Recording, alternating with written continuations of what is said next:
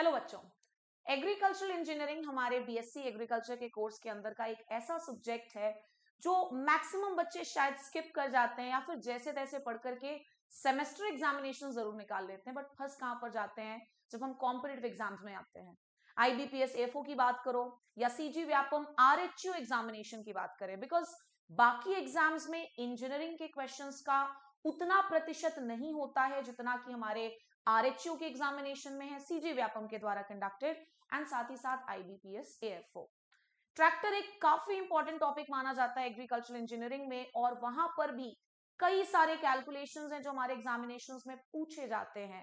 One of such calculations is depreciation. तो आज की क्लास में हम सीखेंगे कि ट्रैक्टर में डेप्रिसिएशन की वैल्यू कैसे कैलकुलेट की जाती है, इसके basic formulas, and what do you actually mean by depreciation. तो आइए पढ़ते हैं डेप्रिसिएशन के बारे में। ध्यान रखिएगा, डेप्रिसिएशन जब हम कह रहे हैं तो I am talking with reference to tractors. आइए सबसे पहले जानेंगे कि होता क्या है डेप्रिसिएशन।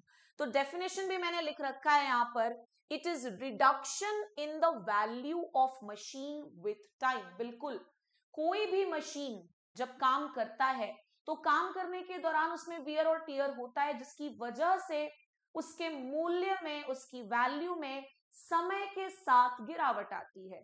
और ये जो वैल्यू में रिडक्शन आता है किसी भी पर्टिकुलर मशीन के केस में, सिर्फ ट्रैक्टर ही ऐसा नहीं है, पंखों की भी बात कर लो उनमें भी डेप्रिसिएशन होगा, एसी की बात करो उनमें भी डेप्रिसिएशन होगा। हाँ, हमारा आज का टॉपिक जरूर है ट्रैक्टर में डेप्रिसिएशन कैलकुलेट करना सीखना। So what do you understand by depreciation?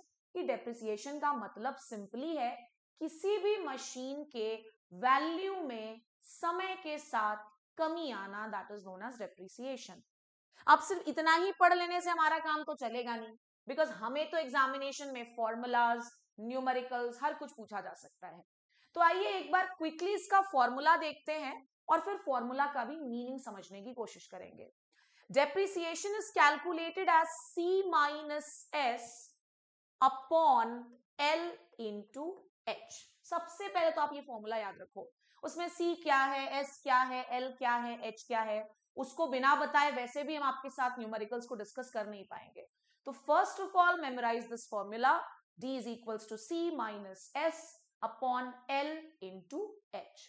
और आओ अब देखते हैं यहां पर c का मतलब क्या है, s क्या है, l क्या है और h क्या है। तो अगर मैं बात करूं d का, तो ऑब्वियस सी बात है d जो है वो डेप्रिसिएशन की वैल्यू है। डेप्रिसिएशन जो आप निकालोगे that will be calculated as rupees per hour. ये सभी छोटे छोटे पॉइंट्स हैं जहां से सवाल बन जाते हैं, ध्यान रखना। नेक्स्ट हम आ जाते हैं सी पर। सी क्या है? It is the initial cost of machine. Obvious सी बात है, इनिशियल कॉस्ट को आप किस में लोगे, रुपीज में लोगे। नेक्स्ट हम आ जाते हैं एस पर। एस का मतलब है साल्वेज वैल्यू। एस का मतलब क्या है, साल्वेज वैल्यू। तो तुम सबसे पहले जानो कि साल्वेज वैल्यू क्या होता है और फिर साल्वेज वैल्यू कैसे कैलकुलेट करते हैं। तो डेफिनेशन भी यहां पर मैंने लिख रखा है, it is estimated value of machine at the end of its useful life. मान लीजिए ट्रैक्टर का यूजफुल लाइफ 10 साल का है, 10 साल खत्म हो गया मतलब इसका यूजफुल लाइफ खत्म। अब उस ट्रैक्टर की क्या एस्टिमेटेड वैल्यू होगी तब जब उसका यूजफुल लाइफ खत्म हो गया है, that is known as salvage value. और सैल्वेज वैल्यू कैसे निकलता है, तो it is calculated as 10% of the initial investment of the machine. मान लीजिए आपने ट्रैक्टर 3 लाख में खरीदा था, तो सैल्वेज वैल्यू 3 लाख का 10% हो जाएगा। इस तरह के भी ऑब्जेक्टिव फ्रेम हो जाते हैं कि बताइए ट्रैक्टर में जब आप सैल्वेज वैल्यू कैलकुलेट कर रहे हो तो कैसे निकालोगे, इनिशियल कॉस्ट का वो कितना प्रतिशत होता है। तो एक एक पॉइंट खुद में ऑब्जेक्टिव है, ध्यान रखोगे। आगे बढ़ते हैं, इसके बाद हमारे पास बच गया है L, and then we will discuss about H. तो एल क्या है, it is the expected life of machine in years, 10 साल 20 साल वट एवर इट इज। और एच क्या है, it is the number of working hours per year, which can be anything, it can be 1000, it can be 500, वो तो सवाल पर depend करेगा। जब हम सवाल देखेंगे तो उस हिसाब से हमें आगे बढ़ना है। तो आओ तुम्हारे लिए एक सवाल भी है यहाँ पर, और बिल्कुल इसे प्रैक्टिस करके जाना अगर आप सीजी व्यापम, आरएचयू या आईबीपीएस एएफओ 2025 का प्रिपरेशन कर रहे हो। तो सवाल पढ़ते हैं और साथ में मिलकर इसको सॉल्व करेंगे। सवाल कह रहा है the initial cost of 35 horse power tractor is 3 lakh rupees. ठीक है, मतलब हमें सी की वैल्यू दे दी है 3 lakh rupees. Fine. The tractor is expected to work for 10 years.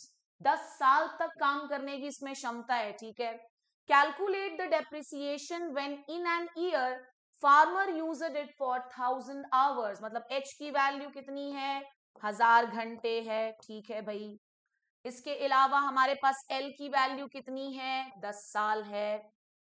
S की भी वैल्यू चाहिए, सालवेज वैल्यू कैसे निकलेगा, 10% ऑफ 3 लैक्स, 10% ऑफ 3 लैक्स। ये और ये चला गया, कितना बच गया भैया, 3000 गुणा 10 यानी कि 30,000 मिल गया हमें सालवेज वैल्यू।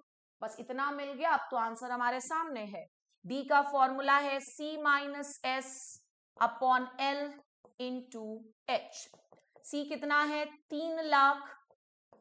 सालवेज वैल्यू कितनी आई हमारी कैलकुलेशन के बाद, 30,000 आई। एल की वैल्यू कितनी है, 10, और एच की वैल्यू कितनी है, 1000। इसको सॉल्व करना और मुझे आंसर जरूर से कमेंट में बताना। I hope you like this session. इस तरह के छोटे और इन्फॉर्मेटिव वीडियोस के लिए हमारे चैनल को सब्सक्राइब जरूर कर लेंगे। Thank you once again.